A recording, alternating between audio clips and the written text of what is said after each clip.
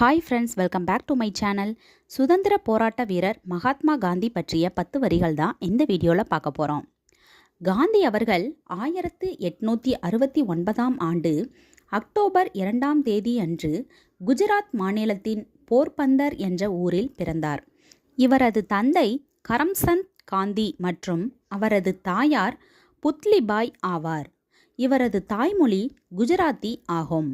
பிறகு 18 வயதில் தனது பள்ளி படிப்பை முடித்த காந்தி அவர்கள் மேற்படிப்பிற்காக இங்கிலாந்து சென்றார். மகாத்மா காந்தி அவர்கள் 13ஆம் வயதில் தம் வயதேயான கஸ்தூரி பாய் என்ற பெண்மணியை திருமணம் செய்து கொண்டார். இவருக்கு மொத்தம் 4 ஆண் பிள்ளைகள். மகாத்மா காந்தி அவர்கள் தனது 16ஆம் வயதில் தனது தந்தையை இழந்தார். மகாத்மா காந்தி அவர்கள் லண்டன் பல்கலைக்கழகத்தில் சட்டம் பயின்றார்.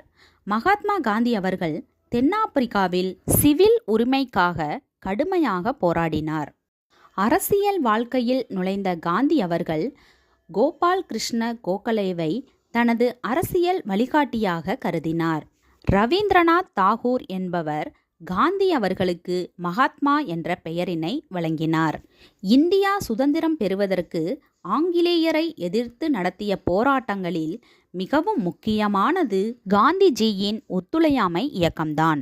இந்த இயக்கத்தின் முக்கிய நோக்கமே ஆங்கிலேயர்கள் சொல்லப்படும் எந்த ஒரு கூற்றுக்கும் இந்தியர்கள் யாரும் செவி சாய்க்கக்கூடாது என்பதே ஆகும். காந்திஜி டூ அல்லது டை, பிரிட்டிஷ் இந்தியாவை விட்டு வெளியேறு போன்ற கோஷங்களை எழுப்பி போராடினார். இவரது பல போராட்டங்களுக்கு பிறகு 1947ஆம் ஆண்டு ஆகஸ்ட் 15ஆம் நாள் இந்தியா சுதந்திரம் பெற்றது. இந்தியாவின் சுதந்திரத்திற்காக அரும்பாடுபட்ட மகாத்மா காந்தி அவர்கள் 1948ஆம் ஆண்டு ஜனவரி 30ஆம் தேதி நாதுராம் கோட்சே என்பவரால் சுட்டு கொல்லப்பட்டார். இவர் மறைந்த நாளான ஜனவரி 30ஆம் நாளை தியாகிகள் தினமாக கொண்டாடப்படுகிறது.